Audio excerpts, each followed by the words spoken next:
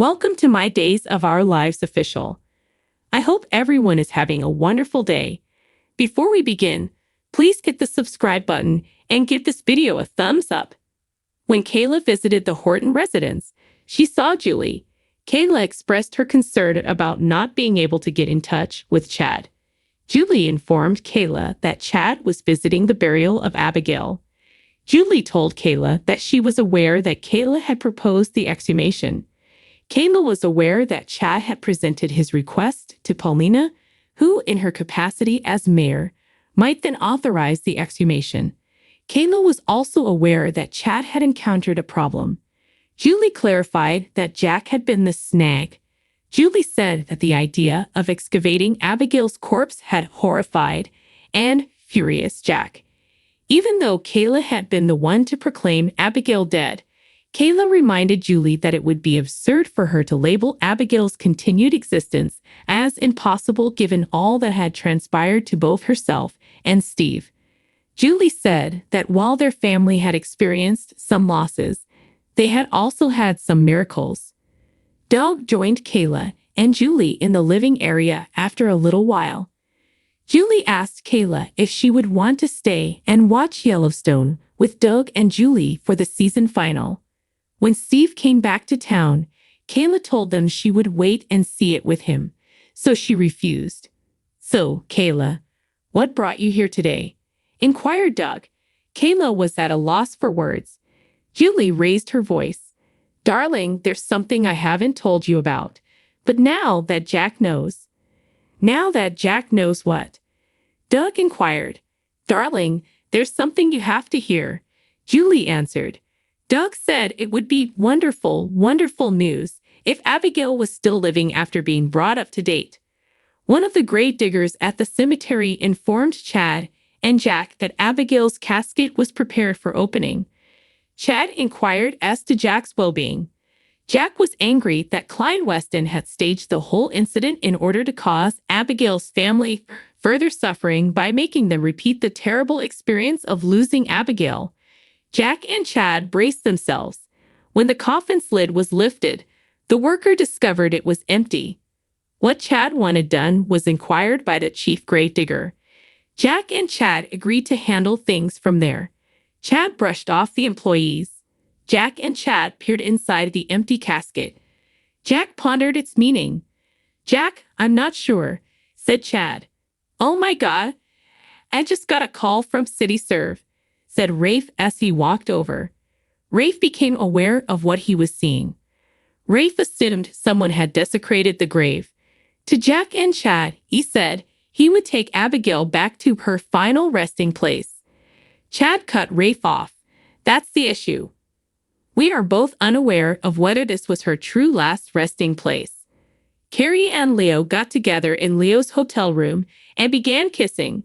Carrie and Leo sat at the side of Leo's bed and kissed. Then Leo pushed away. Carrie assured Leo that it was okay to take his time. "Actually, I don't know if I want us to sleep together at all," remarked Leo. "Pardon me while I take a complete mental break, but I think we should," Leo said to Carrie. "I believe we need to end." Carrie was described by Leo as incredibly hot and irresistible, and he apologized, although he acknowledged that he had sensed no spark. "It happens," Carrie said, reaching up to put on his t-shirt. Carrie said, "That's a funny way to treat your first groupie, though." "Oh, God," Leo let out a sigh. Carrie turned to walk away. He was summoned back by Leo for a last kiss. Following the kiss, Leo pondered for a little while before glumly stating, "I just wanted to be sure." Carrie departed. Perplexed, Leo took a seat again on the side of the bed. Leo wondered himself, what is wrong with me? At Marlena's flat, Jada appeared. Marlena informed Jada that Bobby had requested another Jada visit. Marlena was told by Jada that she had gone to see Bobby, but had not been able to persuade him to reveal Everett's true self. Marlena also mentioned a failed effort. Bobby claimed to know who murdered Li Shin. Jada informed Marlena, since Bobby had seen the murderer shortly after the crime. Conversations with Bobby, according to Marlena, were like a game of chess. Jada concurred. She informed Marlena that she had read about DID. Jada questioned if Bobby's image had any other goals outside defending Everett. It was clear, according to Jada, that Bobby was attempting to rekindle their romance. Jada spoke to Marlena.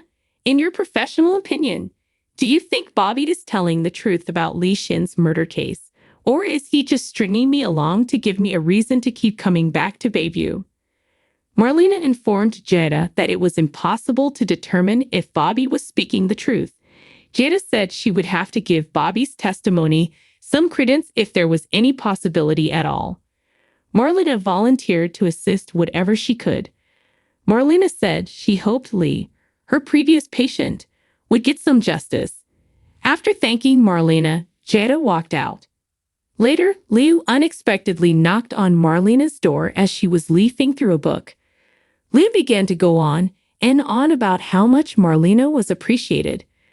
Liu said he had to make an appointment with Marlena right away when she had calmed him down enough to explain why he was there. Liu clarified that he believed he may be changing into someone else. Liu was invited to sit and speak with Marlena. Following his disclosure to Marlena about Carrie's ordeal, Liu likened it to a scene from Invasion of the Body Snatchers. Liu was prompted by Marlena to examine the notion that Dimitri could be the true cause of Leo's strange conduct. She reminded Leo that he had been severely injured by Dimitri, so maybe Leo's fight or flight reaction had been activated by his meeting with Carrie. Leo questioned if he was really over Dimitri, as he had believed. If this meant Leo would never be attracted to another guy, he questioned Marlena. "Am I straight now?" Leo inquired. "No." Marlena let out a cry right away. Marlena clarified that Leo will find a good guy and rediscover love, so she wasn't concerned about it. In her words, Leo should be patient and let yourself heal from the breakup with Dimitri. Leo committed to giving himself some grace. He expressed gratitude to Marlena for her assistance. Leo became worried upon realizing the time. He said that he needed to watch RuPaul's Drag Race at home.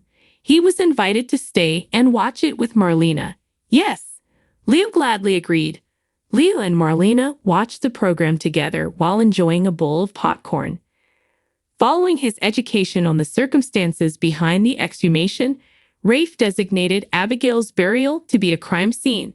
He advised Jack and Chad to return home to get a handle on their thoughts. Jada went to join them. Jana was dispatched by Rafe to contact a forensics team. Rafe informed Jack and Chad that when Abigail's corpse was placed into the coffin, the first thing to do would be to check whether it had been tampered with. Rafe wondered, Clyde could have just created all of this to support his story of Abigail still being alive. "I wouldn't rule it out for him," Chad said somberly. Rafe remarked, "I'll be in touch," as Jack and Chad departed the cemetery. Jada came back. "So, what is going on?" she said Rafe after taking a quick look inside the empty casket. Jana inquired whether Abigail could still be alive after Rafe had caught her up to date. Even while Rafe acknowledged that was the most unlikely scenario, it was still conceivable. Jana speculated that Clyde could have been the victim of a prank. It was evident to Jada that Rafe thought Chad was still hoping. Rafe reasoned that if Clyde had taken Abigail's corpse, he would have needed to find a safe place to store it.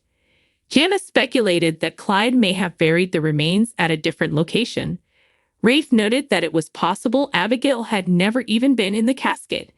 The entire thing was described by Jada as strange and sad. The next day, Jada told Rafe she was going to meet Bobby at Bayview. Bobby was reading a book on his bed at Bayview. A knock on the door was heard. Bobby shouted, inquiring as to if it was Jada. Thanks for watching. If you liked this video, so please don't forget to subscribe my channel and don't miss any update.